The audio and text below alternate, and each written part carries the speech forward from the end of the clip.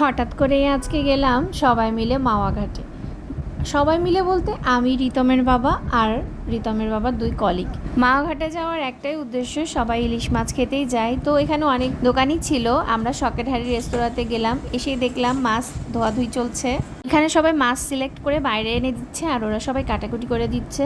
তো আমরাও একটা মাছ দেখে সিলেক্ট করে নিলাম। এই যে এই পাশের মাছটা সিলেক্ট করে নিলাম, সিলেক্ট করলাম, করে ওদেরকে বাইরে এনে দিলাম। তবে এখানে আবার কি, ইলিশ মাছের সাথে সরিষার তেলও এক্সট্রা কিনতে হবে, কিনে তারপরে তাদের কাছে দিতে হবে, বুঝিয়ে বাইরে থেকে তারা কাটিয়ে দেবে। তো আমরা এই মাছটা কিনলাম। এটা হচ্ছে 1 কেজি 300 গ্রাম ছিল, নিল আমাদের কাছ থেকে টোটাল 6060 টাকা, মানে রান্না ভর্তা সব সব মিলিয়ে। এখানে আবার পমফ্রেট মাছ, চিংড়ি এগুলোও কিন্তু পাওয়া যায়, অনেকে এগুলোও খেতে পছন্দ করে। আমরা আমাদের প্লেটটা নিয়ে, মানে মাছ আর তেল নিয়ে কাটাকাটির জায়গায় চলে এসেছি। সবাই এরকম সিরিয়াল দিয়েই দাঁড়িয়েছিল। এবার আমাদের মাছটা সুন্দর মতন ধুয়ে পরিষ্কার করে নিয়ে সুন্দর মতন কেটেও নিল।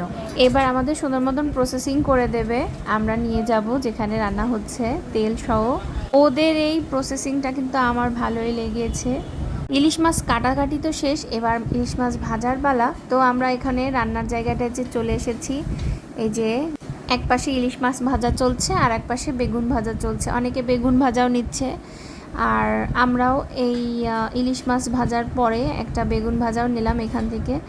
তো এখন আমার একটা ব্যক্তিগত ওপিনিয়ন হলো যে এই যে তেল শুধু শুধু কেনা হচ্ছে, তেল কিন্তু সম্পূর্ণ ওরা ইউজও করছে না, শুধু শুধু মানে এক্সট্রা একটা লাভের জন্য হয়তো ওরা এই কাজটা করে।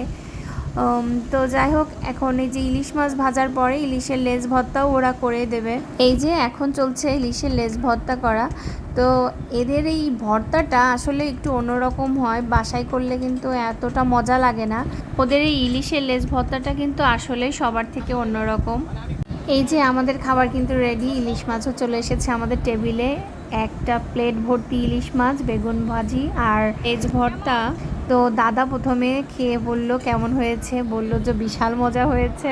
আর এই যে দেখো এক একটা ইলিশ মাছের সাইজ কি বড় বড়, অনেক মজার ছিল আসলে।